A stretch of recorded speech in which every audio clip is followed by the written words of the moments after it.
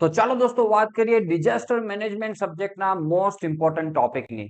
બહુ સરસ સબ્જેક્ટ છે. પોતાની જાતે પણ તમે કન્ટેન્ટ આમાં લખી શકો એવો સરસ સબ્જેક્ટ તમને આપવામાં આવેલો છે. બુક જે દોસ્તો બહાર પાડવામાં આવેલી છે એમાં અતુલ પ્રકાશનની બુક છે. એમાં થોડીક લેંગ્વેજ હાઈ લેવલની યુઝ કરેલી છે. તમે તમારા ઓન લેંગ્વેજની અંદર પણ લખી શકશો એટલે ટેન્શન લેતા નહીં. તો ચેપ્ટર વાઇઝ આઈએમપી ની વાત કરીએ તો ચેપ્ટર નંબર 1 માંથી નેચરલ ડિઝાસ્ટર અને મેન-મેડ ડિઝાસ્ટર્સ કોને કહેવાય એની ડેફિનેશન તૈયાર કરો. પછી લિસ્ટ ઓફ વેરિયસ ડિઝાસ્ટર્સ, પછી હઝાર્ડ ની ડેફિનેશન તૈયાર કરો અને ટાઈપ તૈયાર કરો. વલ્નરેબિલિટી ની ડેફિનેશન તૈયાર કરાય. પછી રિસ્ક તૈયાર કરો. Public awareness in risk reduction, capacity, how development may causes disasters. પછી ડિઝાસ્ટર મેનેજમેન્ટના ઓબ્જેક્ટિવ્સ તૈયાર કરો. Some major disasters in India. પોતાની રીતના તમને જે ડિઝાસ્ટર્સ વિશે લખવું હોય તમે લખી શકો. જેટલા માર્ક્સમાં પૂછાય એ પ્રમાણે તમારે લખવું. પછી importance of the subject disaster management. આ સબ્જેક્ટનું મહત્વ શું છે? ચલો એના પછી દોસ્તો આપણે વાત કરીએ ચેપ્ટર નંબર 2 ની અંદર. તો ટાઈપ્સ ઓફ ડિઝાસ્ટર્સ. એમાં ક્લાસિફિકેશન આ રીતના આપેલું છે: જીઓલોજીકલ, ટેકનોલોજીકલ, મેન-મેડ ડિઝાસ્ટર્સ. તો એ બધા તૈયાર કરવાના અને તમને આવી રીતના પૂછતો હોય તો write a short note on geological disaster.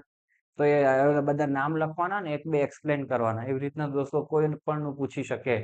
પછી effect of earthquake resistant design and construction of new structure, causes of landslide, types of landslide, causes of a tsunami, environmental impact of mining, causes of flood mitigation, cyclone એના general characteristics, પછી snow avalanches અને causes, control strategies અને epidemics તૈયાર કરો આ chapter માંથી. એટલે આ ચેપ્ટર દોસ્તો તમારું છે એ તૈયાર થાય.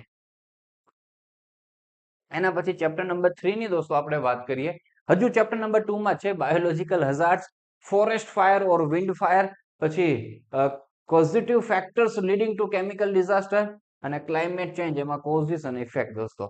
બરાબર, આટલું તમારે તૈયાર કરવાનું થાય.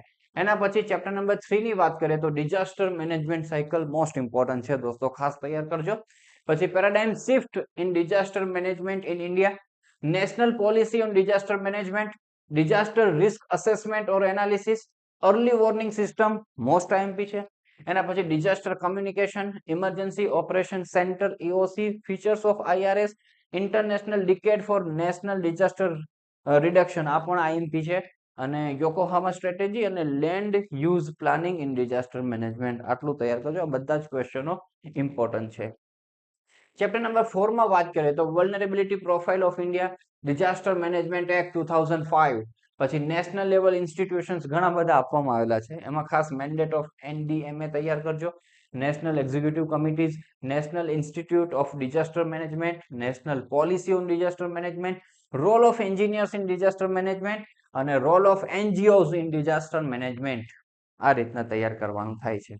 એના પછી દોસ્તો વાત કરીએ આપણે ચેપ્ટર નંબર 5 તો application of remote sensing in disaster management અથવા રોલ ઓફ ISRO તમને પૂછે ઇન ડિઝાસ્ટર મેનેજમેન્ટમાં તો પણ એ જ આવશે. પછી role of GPS in disaster management, application of GIS at different stages of disaster management cycle. તો GIS વાળું પણ આઈએમપી છે. સ્ટ્રક્ચરલ મિટિગેશન્સ આપવામાં આવેલા છે અને various safety and training institutions in India. તો આટલું દોસ્તો આપણે તૈયાર કરવાનું થાય તો આપણો સબ્જેક્ટ દોસ્તો સારી રીતના તૈયાર થશે. પોતાની રીતે દોસ્તો લખવાનું છે આની અંદર તો મસ્ત મજાનું લખીને આવજો. ઘટતા નહીં લખવાની અંદર. તમને જેવું સૂજે, જેવી ભાષામાં, જેવું ઇંગ્લિશમાં પણ લેવલ બધા પડે, તો જે લેવલથી તમને લખતા આવડે તો પ્રેમથી શાંતિથી લખજો. જે સ્કીમેટિક ડાયાગ્રામ્સ બનતા હોય તો આ ડાયાગ્રામ્સ પણ ડ્રો કરવાના. તો પ્રેઝન્ટેશન તમે સારું કરશો દોસ્તો પેપરની અંદર તો સારા માર્ક્સ આવવાની શક્યતાઓ વિશેષ રહેતી હોય છે.